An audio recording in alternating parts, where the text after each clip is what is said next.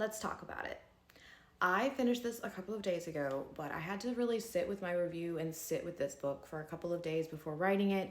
Apart from it making me really emotional with the nostalgia of the series for myself, other aspects of the book were also extremely emotional for me, and honestly a very healing experience. So Murtagh takes place about a year after the end of Inheritance. I don't want to spoil the ending for anybody, but I will say Murtagh, I recommend reading the Inheritance cycle before jumping in this, because this book definitely spoils the ending of Inheritance, which is the last book in the Inheritance cycle. But we get to follow Murtagh and Thorn. They kind of go into hiding, and they still travel through Allegasia. They find this magic, I guess I could say, that they realize they can't really defeat. And if you've read the Inheritance cycle, that shouldn't be happening. And so they end up eventually flying north and trying to figure out where this magic is coming from, and who is it, what is happening.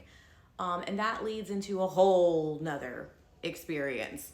I don't want to talk too much on what happens in the book, because there's just something about reading this story that, like, I feel like if I give you anything, it's a complete spoiler, because it's just that good.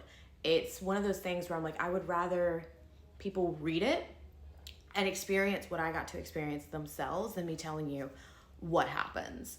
This was my first time actually dual reading as well. Thanks to PRH Audio, I was able to listen to the book and read it. And I absolutely love Gerard Doyle's narration. I really loved being able to listen to it and go back to it. So this was a wonderful experience. It's the first time I've ever done it, and I will definitely be doing it again. One of my favorite things that Paolini does is how he writes emotions, and sometimes even mental illness, even through his other books. I know you can only see this, but we got like To Sleep in a Sea of Stars and Fractal Noise.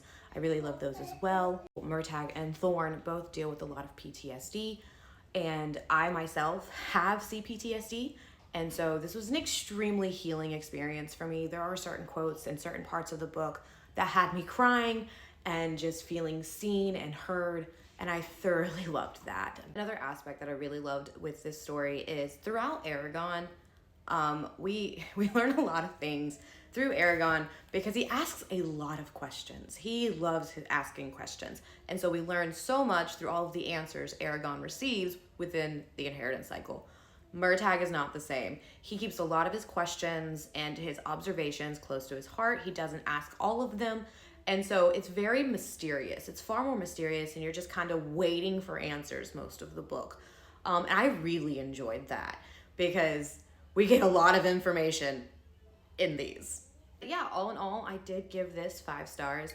Maybe it's got 5 instead of 4 because of the nostalgia, but honestly, this was not just a return to Allegasia for me. This was a very healing experience that I truly needed, because I loved this series while dealing with the things that have caused my CPTSD. And so, thank you. Thank you for writing this, because it's truly what I needed. Murtagh is a story of struggles and triumph and love. It was truly a captivating return to Allegasia, and I really, really can't wait to see what we get next.